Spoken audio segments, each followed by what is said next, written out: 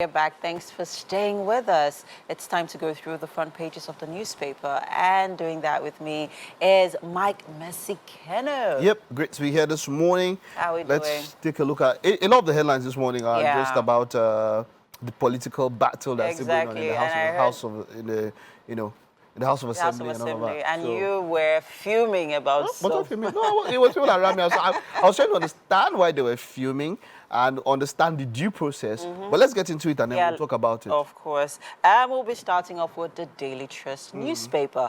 And making the headlines here, which of course is prominent in all of the papers, or most of the papers this morning, is National Assembly crack in APC as Adamu rejects Bamidele Ndume, other principal officers. And on the riders here, we have Senate President Speaker have our backing, says progressive governors, and how minority leaders emerged. Okay, so I mean, you took this story even in the news this morning, where we had the Senate President. It was quite a sober occasion because it was in a smaller chamber, and he just read out the names, and of course he struck the gavel. So even here, when people heard about it, there were quite a number of people. Some senators also voiced their displeasure with what happened and all of that. And you know, something about it, I spoke to them. Okay, how is due process, or how is it done? And okay, and some will say that some of the members needed to have been carried more along, and we know that that is the tenet of democracy. Democracy, except in some officers. So if it's an office that has to deal with maybe the president himself, that's the Senate President in this particular order and all of that, then you can make some decisions. But if it is something that has to do with the running of the whole National Assembly, then people have to find a way to be carried along. And that is it. And the agitation is that a number of them, or a number of the senators, they were not carried along. I don't know how they expected it to be done, but if they voice, it's not only voicing their displeasure. If they let us know what they wanted to have happened, they expected, because there's some responsibility for you to vote a Senate President. That means that you expect that some responsibility is upon him to take decisions that are best in the favor of a national, of everyone. So apart from from voicing that displeasure, we should know how they wanted it to have been. But as it stands, there is that displeasure. But hopefully they can put all of that behind and get to the work of legislating. All right. I'll just take one more stories here on the Daily Trust paper, and then we move on to other papers this morning. So we see here Presidential Tribunal, Tinubu tenders U.S. varsity visa documents. It's going on. It's due process. Yes. I mean, the tribunal has been sitting, and but based on due process, they have asked for him to tender all of this. And as it stands, the president yesterday, according to reports, tendered these documents of his his school in the United States and all that. So it's left for a tribunal to do their work. So it's already there. So let us believe in the process and let it flow. Not trying to think about how this is coming, and all of that. Let the tribunal, let the process take its course. That's how it should be. I agree with you, Mike, on that one. Okay, so we'll move on to the next paper, which is The Nation. And of course, still making the headlines here is reps probe alleged abuses of 2.3 trillion naira education tax by TED Fund.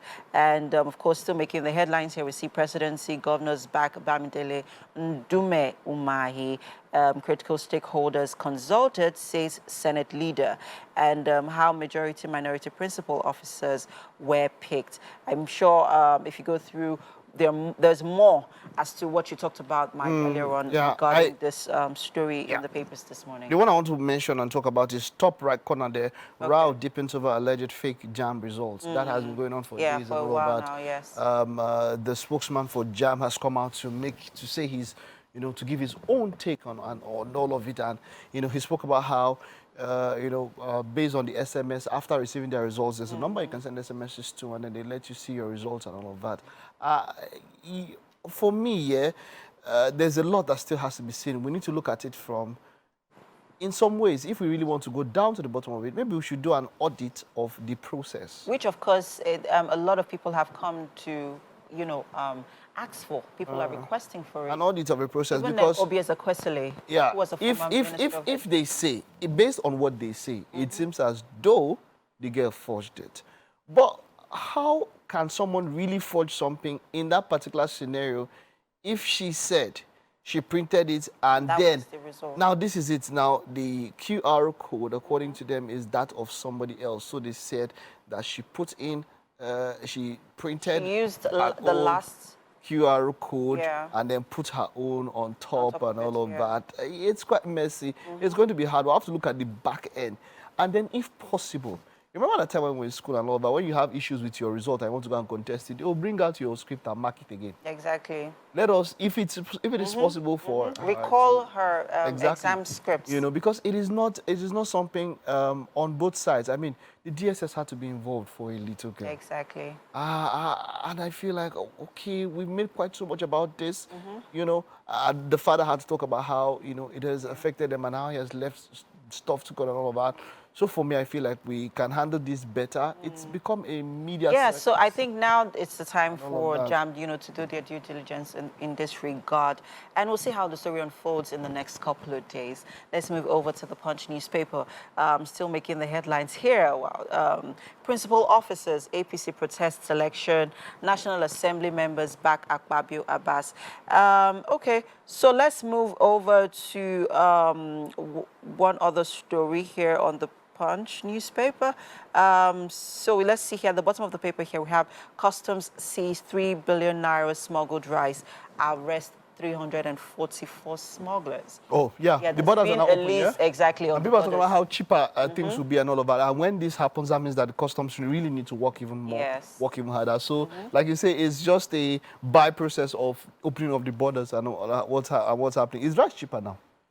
Well, When last to did be you buy? honest, I've not even checked. Or you've not bought in I've not recent bought in a times. while, yeah. The ones you bought and all that. But yeah, but you know, let's see how that plays out. But then customs, they have to step up their game because now they'll have to work for their Yeah, for their money. and you know, I took a road trip in the last couple of days, and then they were actually on the road, even the, you know, interstate roads, you could see them, you know, they were checking and, you know, so we'll see how that goes. Let's move over to one more story on the papers here.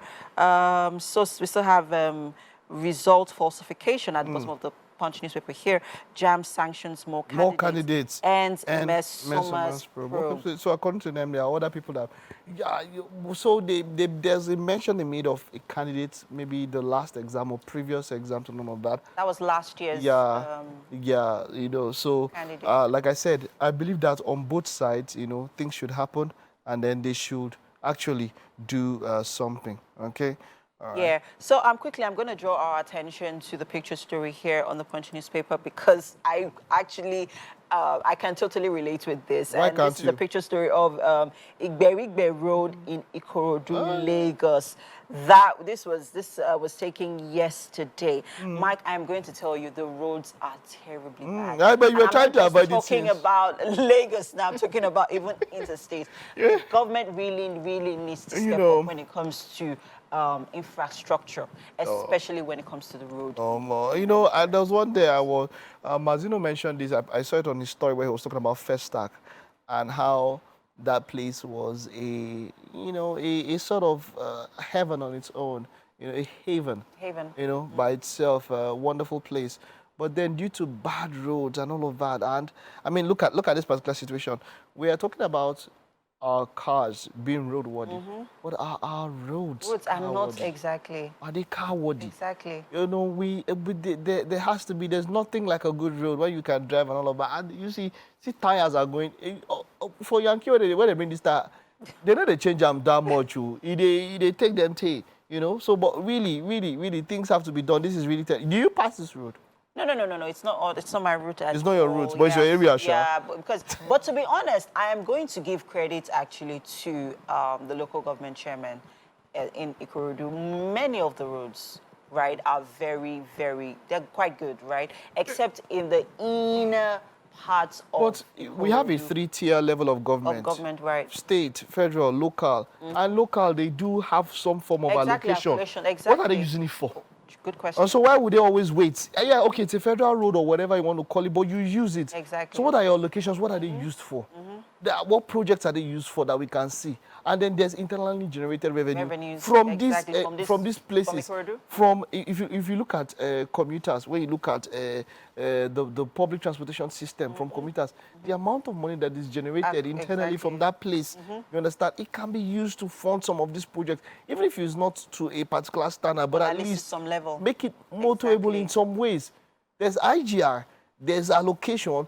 Then you have apart from a local government chairman, you have a representative of that particular place in the state assembly. You have a representative probably of that's in the national assembly. So there are a number of people that if you pull all of these resources, I mean, there are a few things that are very basic: light, roads, water. Those are the few basic things. And we know that lights, you might not, transformers and all of that. Okay, get them. Roads are the next thing. Talking about light, how's the light been in your I don't know, it's been okay. In some ways, some days their head used to be okay, some days it's not okay. Well, it's not how it is.